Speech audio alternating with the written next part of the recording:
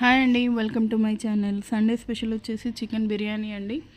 చాలా ఈజీగా చేసేసుకోవచ్చు. దానికి కావాల్సింది ముందుగా చికెన్ అయితే వాష్ చేసుకొని అందులో పసుపు, పుదీనా, పచ్చిమిర్చి, కొంచెం గరం మసాలాలు, హోల్ గరం మసాలా పేస్ట్ చేసి పెట్టుకున్నాను, అది వేయాలి. కొంచెం రైస్లో కూడా అదే వేస్తాను. అండ్ నెక్స్ట్ వచ్చేసి జింజర్ గార్లిక్ పేస్ట్, కారము, ఉప్పు, ధనియాల పొడి, తర్వాత నిమ్మరసము, పెరుగు, ఫ్రైడ్ ఆనియన్స్ నేను ఏం చేశానంటే పేస్ట్ చేశాను. అలా అయితే కొంచెం మనకి థిక్నెస్ అనేది ఉంటుంది, రైస్ తినేటప్పుడు బాగుంటుందని అలా పేస్ట్ చేసేసి అయితే అన్నీ కలిపేసి పెట్టుకోవాలి.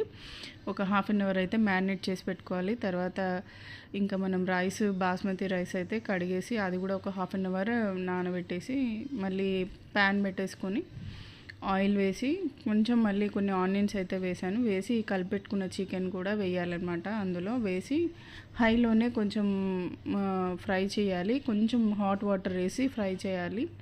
అప్పుడే మనకి మంచిగా చికెన్ అనేది సాఫ్ట్ జ్యూసీగా అవుతుంది. తర్వాత మనము పక్కకి అయితే బాస్మతి రైస్ కూడా బాయిల్ చేసుకోవడానికి పెట్టుకోవాలి. రైస్లోనే సరిపడినంత సాల్ట్, పుదీనా పేస్ట్ కొంచెం పక్కకు తీసి పెట్టాం కదా అది, అండ్ కొద్దిగా నిమ్మరసము, ఆయిల్ వేసి మనం హాఫ్ బాయిల్ చేసుకోవాలి రైస్.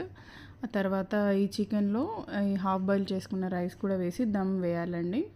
వేడి నీళ్ళ గిన్నె పైన పెట్టేసుకొని సిమ్లోనే ఒక 20 to 25 మినిట్స్ వదిలేస్తే కనుక మనకి చికెన్ బిర్యానీ అనేది రెడీ అవుతుంది. అండ్ రైతాతో కానీ మనకి చికెన్ గ్రేవీతో కూడా బాగుంటుందండి. అయితే నేనైతే ఫస్ట్ మామిడికాయ పచ్చడితో అయితే అన్నం తింటున్నాను. మా వారు ఆఫీస్ నుంచి వచ్చేటప్పుడు మామిడికాయలు తెచ్చారు, పచ్చి మామిడికాయలు. వాటిని అయితే తొక్కు చేశాను.